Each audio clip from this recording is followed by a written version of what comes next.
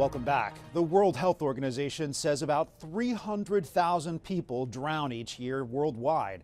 With summer fast approaching, Americans of all ages are picking up a life skill that boosts fitness and, for some, happiness. Stephanie Stahl reports on how it's never too late to learn to swim.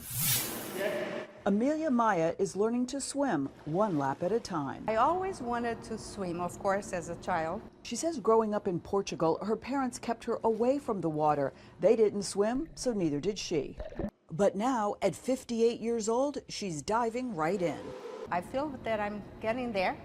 There it is. The fear factor is hard to shake off, especially with older swim students. That's where Drexel University instructor Rob Heller comes in. I think what we're looking to do is get rid of fear. At any age, what is it to make someone comfortable where they are? And short of water up their nose, it's going to be okay. CDC data shows 55% of U.S. adults have never taken a swimming lesson. We need to understand the first rule of swimming, which is to float first and swim second. If you can relax, you can float. And if you float, then we can work on the mechanics of swimming.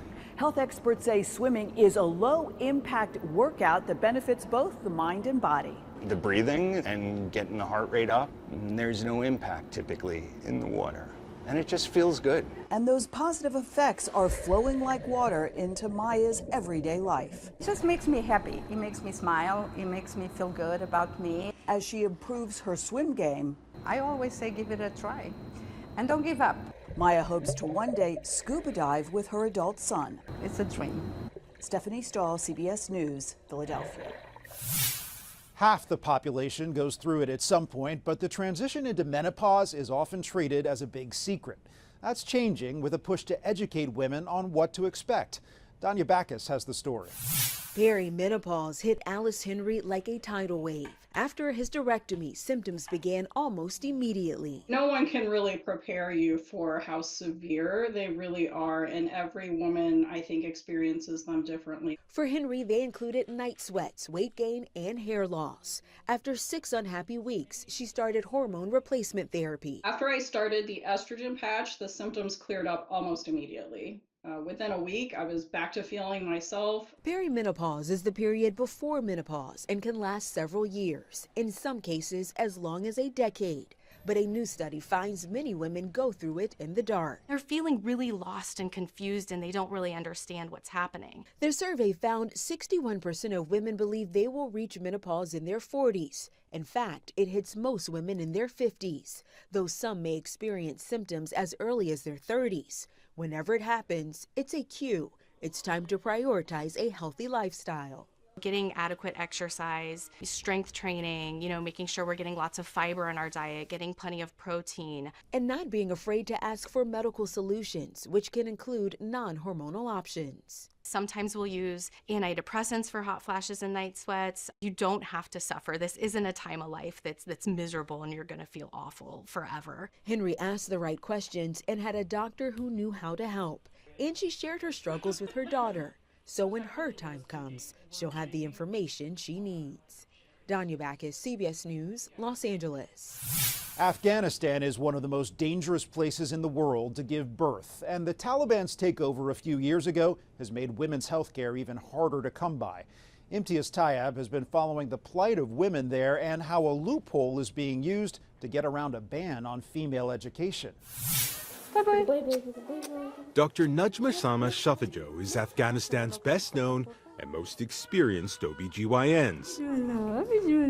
She became a household name from her regular appearances on Afghan TV channels, where she talked openly about women's reproductive health, a subject still considered taboo.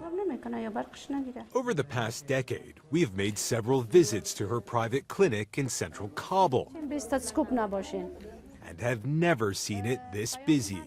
Her clinic was flooded with new patients after the Taliban banned women from nursing and midwife training courses back in December, and it started to take its toll. You have been suffering from migraines for quite some time. Why do you think that is? Because of tension. I see my patients very poor, they cannot pay. I cannot help them, and all the pressure comes on me and I get headache. Dr. Shafajo has also remained a committed teacher and has found a way to get around the Taliban's education ban for her student nurses and midwives. She gave them all jobs at the clinic, which means they're technically no longer students, but employees, even as she continues to train them. The previous doctors, midwives, nurses are getting older, and they will die. Who will provide services? So you're expecting a catastrophe. For sure, the number of deaths will be increasing.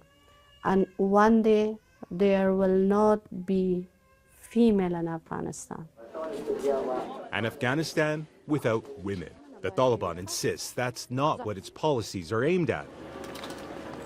In the courtyard outside the clinic, we tried to ask some of the husbands, fathers, and guardians what they thought about the Taliban's ban on maternal health education for women. Obviously, it's difficult to talk about these things. Yes. But no one wanted to talk. What is your message to the Taliban? As a doctor, as a mother, as a woman, as a Muslim, I request them to give chance for the female to help you to build the country. Imtiaz Taib, CBS News. After the break, why some people can operate on just a few hours of shut-eye and the importance of HIV testing.